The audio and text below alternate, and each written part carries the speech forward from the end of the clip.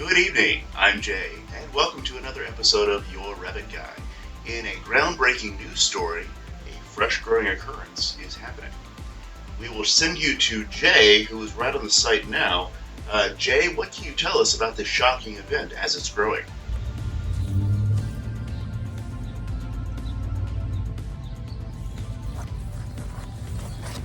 Yes, that's right, Jay. And as you can see, we have grass right on the side here.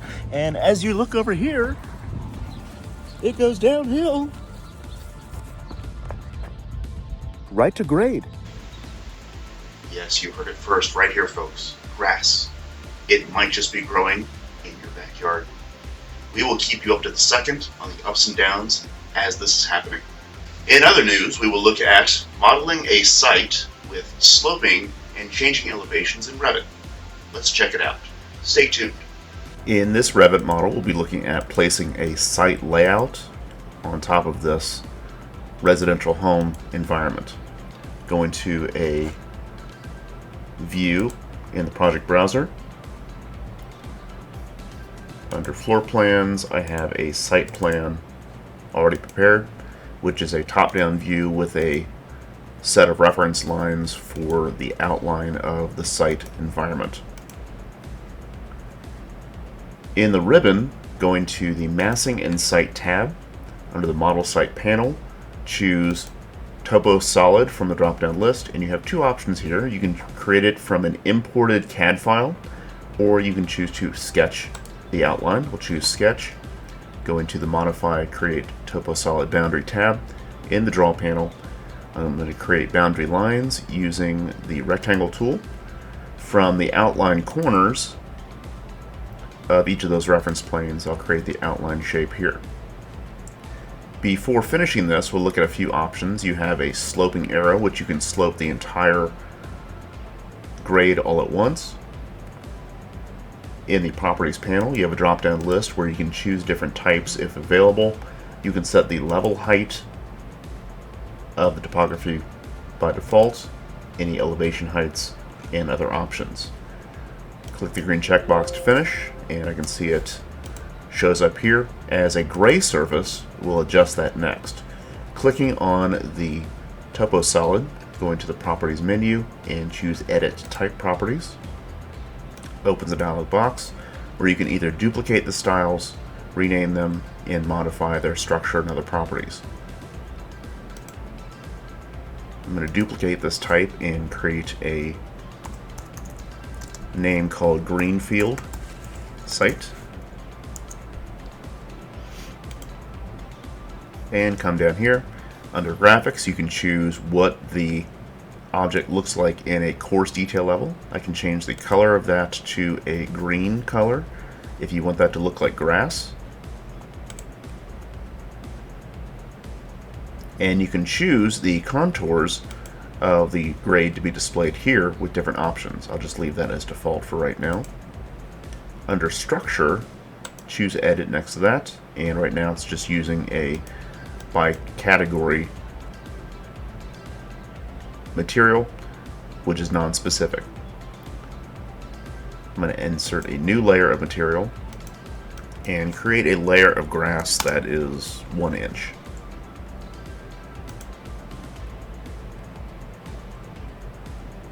And the remaining portion will be a variable size. The top layer, click Materials, and in the Revit Materials browser, I'll type in grass at the top to search. You can see grass option here, and you can see what that will look like by modifying the graphics, color, and appearance. You can change a lot of options there. Under Structure, click that surface, and I'll change that to Earth.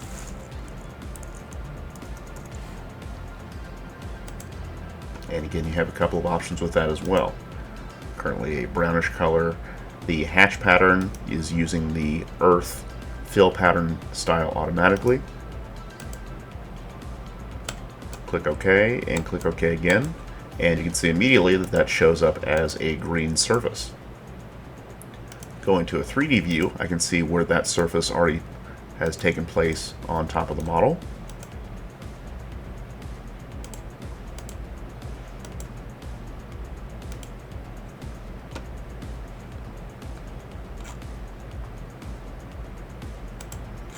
And as I zoom in here, I can see that I already have a sidewalk, concrete, and a driveway concrete layer that is just created as a flooring condition.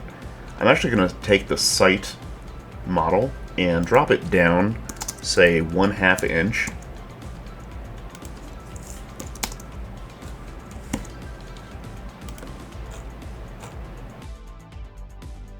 Just to show some type of reveal between the concrete and the grass. That could be any height, it could be a total 4 inches, completely dependent on your design needs. Next, I'm going to click on the site topo surface, or topo solid, go to a top-down view orientation, and in the modify topo solid tab, shape editing panel, you have some options. Under modify sub-elements, you have a choice for add points, add split lines, choose modify sub-elements, and you can see the outline show up as a light green dash line with green points at each corner. This gives you the ability to add elevation changes to all of the site positions. This is how we will add elevation changes to the site design. I first want to create some split lines where the slope will take place at different points. Coming across the driveway here, and along the edge of this walk area. Next, I will add points to all of the edged corners of the outside structure of the home so that it keeps that as a flat plane when I modify the contours sloping up or down from that point.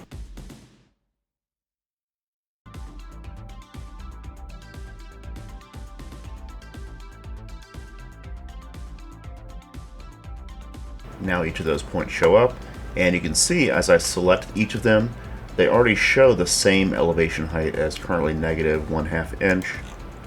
I can select all of the outside edges.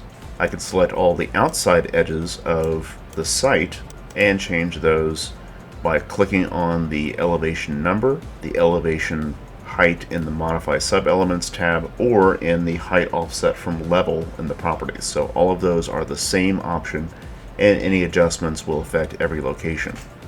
I'll change that to -4 inches, and that will create the contouring from the residence down to the grade level.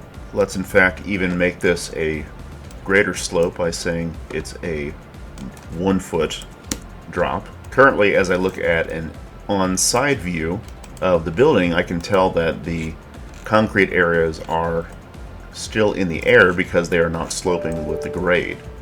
Just like with the topo surface layout, when you pick on the concrete area of this sidewalk, it also has a shape editing panel, and you can choose to modify sub-elements here as well. Modify sub-elements, and you can also see where it creates the outline in the dashed green lines, and each point on the edges can be adjusted. I'll add a split line across this face here, where a break will occur after that point sloping down to the next segment. I'll pick the bottom surfaces down here and I'll set that to -11 inches to keep it 1 foot off the grade, or I'm sorry, 1 inch off the grade level. And as I tilt up, I can now see that that walk is grading or sloping down to the edge of the site. So just like with the topography surface, the concrete flooring surfaces have the same feature. I'll do this in each location.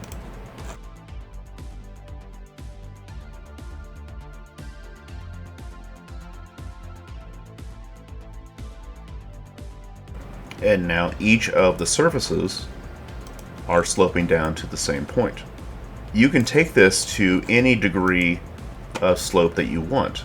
So for instance, if you wanted to have a raised mound in this area of the grass or site environment, simply select it and modify the elevation height of a certain area. You always have to make sure that you're isolating the surface with either a break line or split area. Even placing a single point in the middle of the space, you can see a relative elevation height as it's coming along the sloping grade. It's currently at this -4 inch and some change height. If I wanted to raise that, say, to 2 feet, it would just create a mounded surface up to that single point, in this case creating a pyramidal, and you can't even see all the contour lines show up. If for any reason you're ever unhappy with how the site layout is progressing and you want to start over, you can select the flooring or the topo surface, go to the Modify tab. In the Shape Editing panel, choose Reset Shape. It will remove any of the elevation changes and any of the sloping split lines and points, making it into a flat surface once again, where you can then start over from scratch. Any of the modifications that you make to the topo surface will continually update and modify the angular slope of the site overall. In the floor plan, go into the Edit Type Properties. I can change the Contour Display option to show contour lines. Let's go with every 4 inches. Looking at the site again, changing it back to a hidden line, I can see all of the contour lines that are showing up here, and I can change how many contour lines show at different elevation sections. Clicking on the topo surface, go to the Edit Type Properties. Under Contour Display, edit that and change the secondary contours to, let's go with every 2 inches. And you can see more topography lines show up. And you can even display interval lines at, say, every 6 inches, which show up as a slightly thicker line type. You can even go to the Massing and Site tab, Model Site panel, and choose Label Contours. This allows you to draw a straight line across the site, displaying each elevation height across the contour lines. Simply adjust that line angle, and it will change each point location where they're displayed. That elevation number will adjust immediately once the site elevation changes in any way. Obviously, a large area like this will show many contours. Lastly, you have a property line that you can add to the site as well. Go into the Massing and Site tab, Model Site panel, choose Property Line. You can choose this to be created as a distance and bearing, such as you would get from a site surveyor, or you can sketch the outline as well. Choose a sketched outline, create a rectangle shape around the reference plane outlines that we currently are using, and click the green check mark to finish, and that shows up as thickened property lines to continue developing your site layout plan. Thank you for joining us for today's content in the Revit software on looking at site layout and design, various options for changing elevations and levels and sloping grading for the site layout design. This channel is sponsored by Imaginet Technologies. With over 20 years of experience and more than 100 industry experts, Imaginet is well equipped to assist with any needs for software, training, implementation, including Productivity Now, a video training resource for many types of industry-leading software. Check out the available licensing packages at Imaginet.com. Contact Imaginet today and mention this channel to get a special offer. Check out our previous videos below. Comment below and tell us more information you'd like to see covered in the Revit software.